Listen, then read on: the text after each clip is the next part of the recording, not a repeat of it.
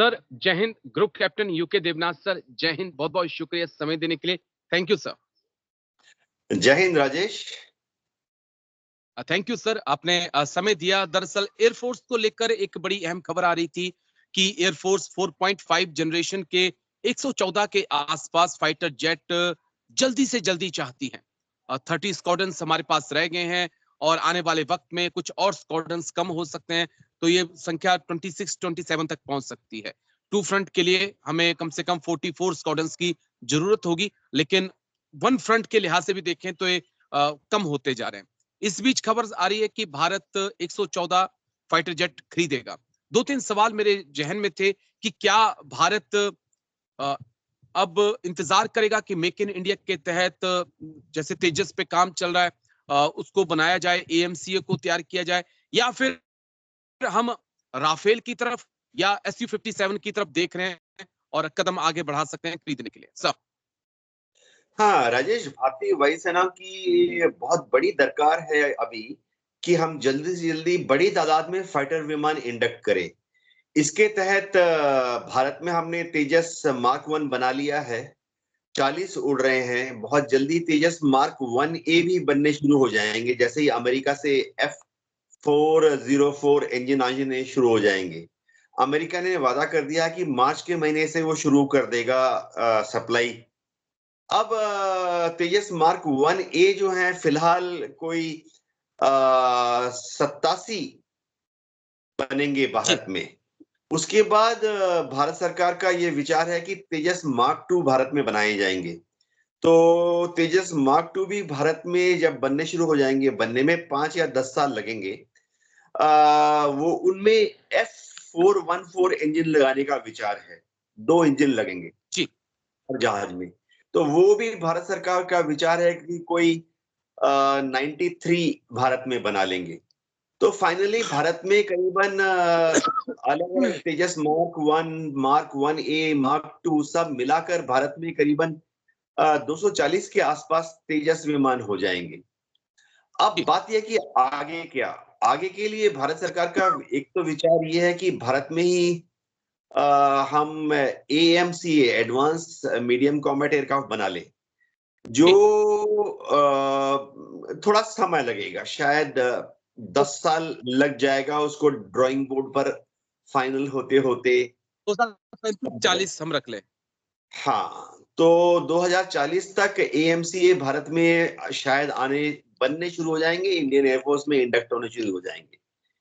अब फिर भी फाइटर विमान की कमी रह जाएगी, तो भारत सरकार ने अब MRCA multi role combat aircraft project के तहत 114 विमानों के लिए टेंडर इशू करने का प्लान कर लिया है। ये ग्लोबल टेंडर होगा, जिसमें हम आशा करते हैं कि अलग अलग देश, रूस शायद बोलेगा कि सुखोई 35 का एडवांस वर्जन ले लो, Sukhoi 57 multi role stealth fighter विमान है 5वीं पीढ़ी का, वो ले लो।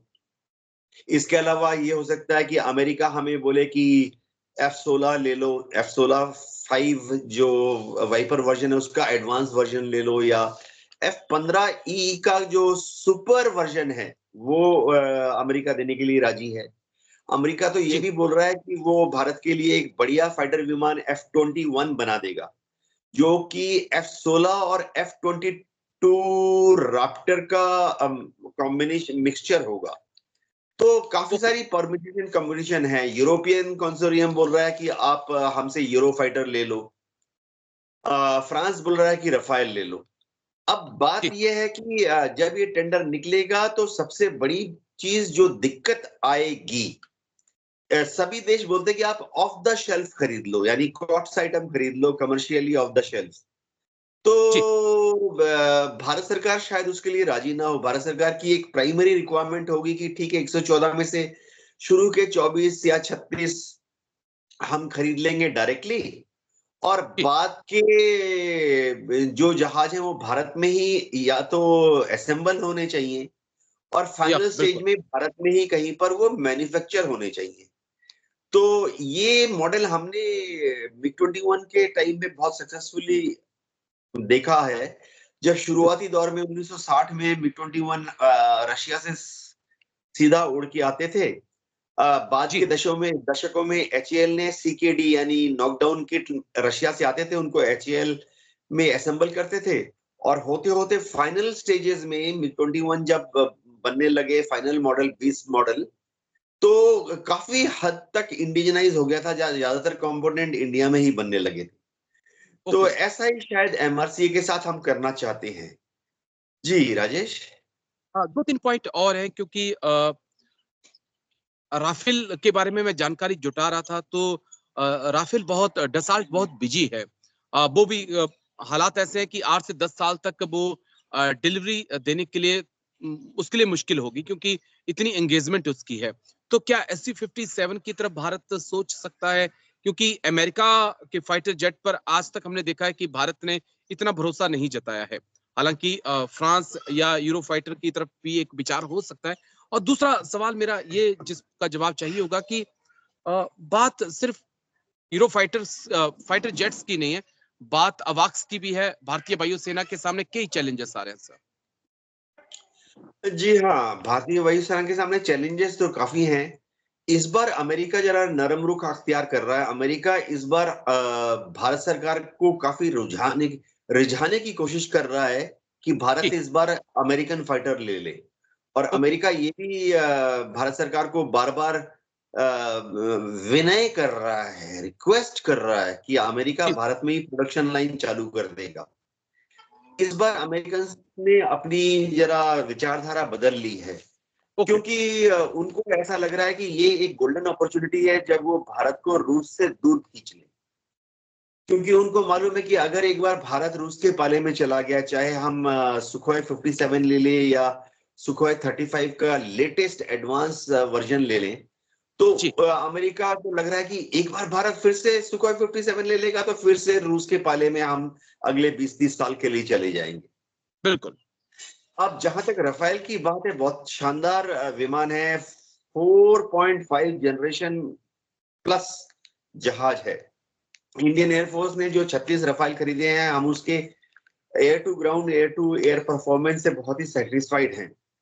जी। हाँ, ये 5th जनरेशन का स्टेल्थ फाइटर विमान नहीं है। जी।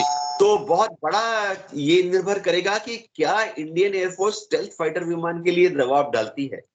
फिलहाल आकलन ये है कि इंडियन एयरफोर्स बोल रही है कि अगले 10-20 साल के लिए इंडियन एयरफोर्स में स्टेल्थ फाइटर विमान की जरूरत नहीं है, क्योंकि चीन के पास J-20 है, लेकिन चीन शायद तिब्बत में J-20 विमान को ऑपरेशनली शायद ज्यादा तादाद में डिप्लॉय नहीं करेगा। ये इंडियन एयरफोर्स का आकलन है।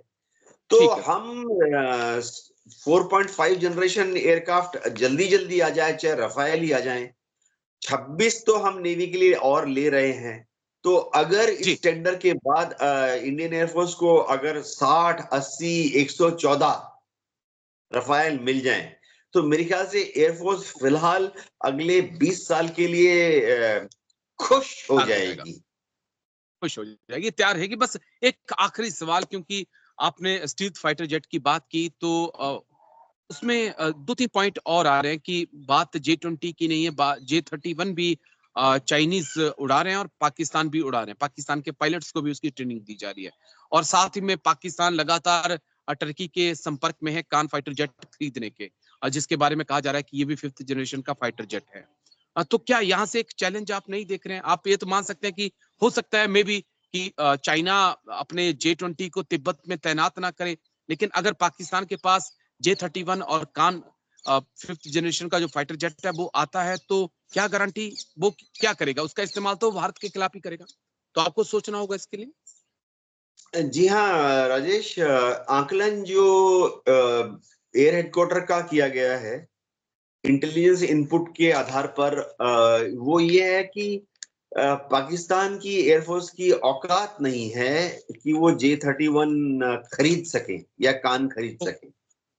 पाकिस्तान की जो माली हालत है, एज ए नेशन, पाकिस्तान की सरकार के हिंदी में कहा होता है अंटी में पैसा नहीं है।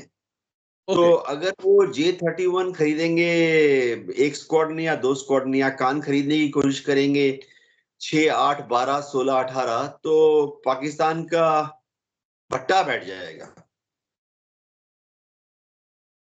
चलिए, मुश्किल है पाकिस्तान के लिए, जेब में पैसा नहीं है, लेकिन देखते हैं क्या कुछ होता है। लेकिन आई होप कि जल्द से जल्द भारतीय वायुसेना को 114 जो 4.5 जनरेशन के फाइटर जेट हैं वो मिलें, और अगले 20 साल निश्चिंत होकर हमारे पायलट जो है उसके ऊपर अपने हाथों को आजमाते रहें, और जरूरत पड़े तो उसका इस्तेमाल भी करें। बहुत बहुत शुक्रिया group captain UK Devnath sir, आप आए और इतनी बारीकी से आपने तमाम बातें रखी। थैंक यू सर, जय हिंद। इसके लिए शुक्रिया सर, थैंक यू। जय हिंद राजेश।